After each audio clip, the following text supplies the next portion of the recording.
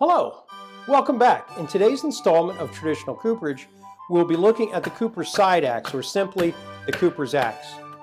Be sure to stick around until the end for my answer to a subscriber's question they asked in response to my recent Stay Blank riving video. The Cooper side axe has a thin, T-shaped blade with a 10 to 12 inch cutting edge. The bit is only ground on one side. This makes it either a right or left-handed tool. The haft or handle is fitted into a tapered socket that springs from the middle of the back of the blade and is offset by forming a bend in the handle itself or by a twist in the socket. This bend is added to prevent the Cooper from grazing his knuckles when listing staves.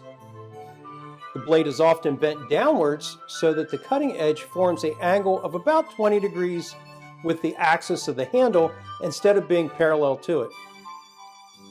The tool is primarily used for listing staves. This is done with the stave held almost horizontal with the block, and with a slicing motion, we peel the waste away. This tool may also be used for rough shaping heads and for chopping away the bezel, which is the Cooper's word for the bevel.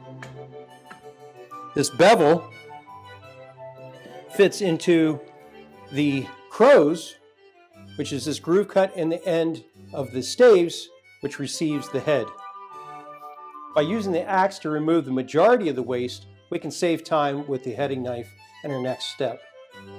The T-shaped head of the Cooper's axe allows for lighter construction than in the side axes used in other trades. We see here that the eye is forged into the blade itself.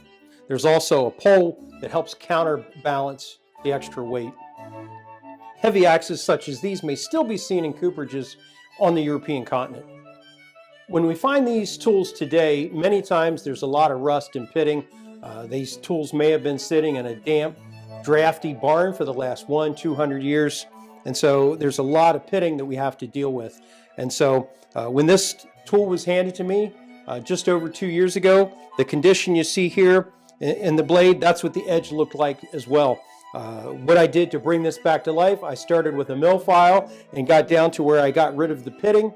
And then from there, I started with a series of diamond plates, working up to 1200 grit. Now, that's not going to be the traditional tool.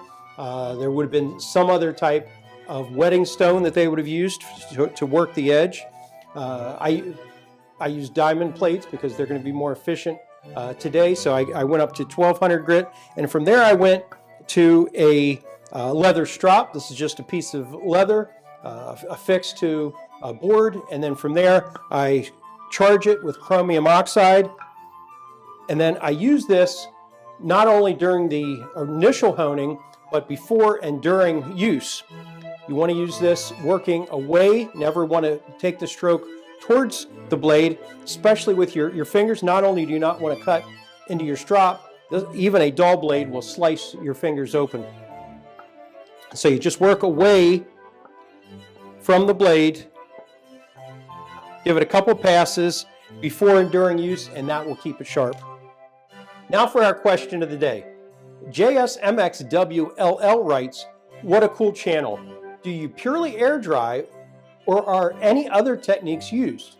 I don't do cooperage, but I do work with riven wood, and I use a vacuum chamber for much of my drying." Thanks, this is a great question. So here at Dill's Tavern, the traditional technique that would have been used in the late 1700s, early 1800s is air drying. And that would have been probably 1 to 3 year period, and that wood is generally stacked and exposed to the weather. Vacuum drying is a interesting concept, and we might even consider that for our behind the scenes drying that we may do here to expedite the process. Some people might ask, can't you just use kiln-dried lumber? Well, the problem with that is no, we can't, because the wood has already achieved its set. And I'll get to what set is in just a moment. So what allows wood to be pliable is lignin, which is the natural glue that binds the fibers together. And we're going to leverage that in bending our staves to form our cask. So here we see a stave that's been listed. So we have the angles on the sides. We see that it's been hollowed here. Here's the stave after firing where it's achieved its set. So what we do is we We heat that cask up. We do that over a fire in a metal basket that's called a cresset. That heats the wood and allows us to truss or bend the staves. After that is done, after we've trussed it, then we do a second firing and we heat up the cask. And what that does, we get our set, and that's what allows the wood, it bakes that lignin so that that doesn't spring back. So here we see this stave, this is a white oak, it's achieved its set.